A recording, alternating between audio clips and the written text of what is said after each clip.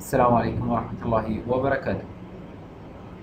اليوم معنا طريقة جديدة لاختراق أي حساب فيسبوك عن طريق كود جديد مضمون 100%.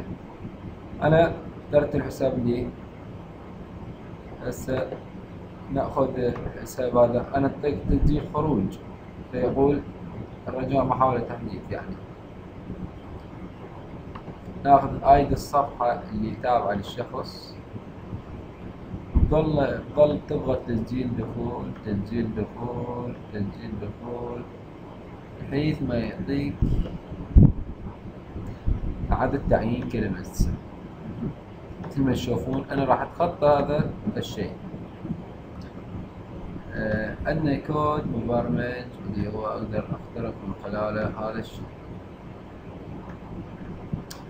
فقط ركز فحص عنصر كليك اتمستين تضغط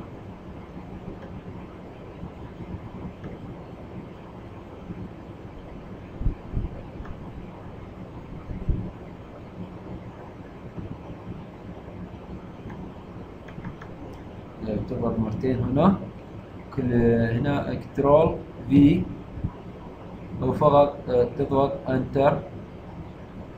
انتر راح يعبر عندك التخطي في صيغة او يعني برمجة إسرائيلية أو ما يشابه. تضغط هنا تكتب الرمز اللي أنت راح تحطه، هذا الرمز.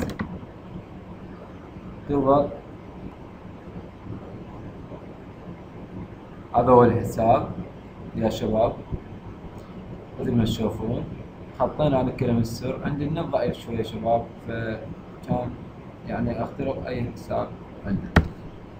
شباب شرحنا كمل الكود، فقط أريد تفاعلك للقناة، لايك واشتراك للقناة حتى أقدر أعطيك. شوف بالمناسبة كيف الأصدقاء عندها صفحة 2012-13.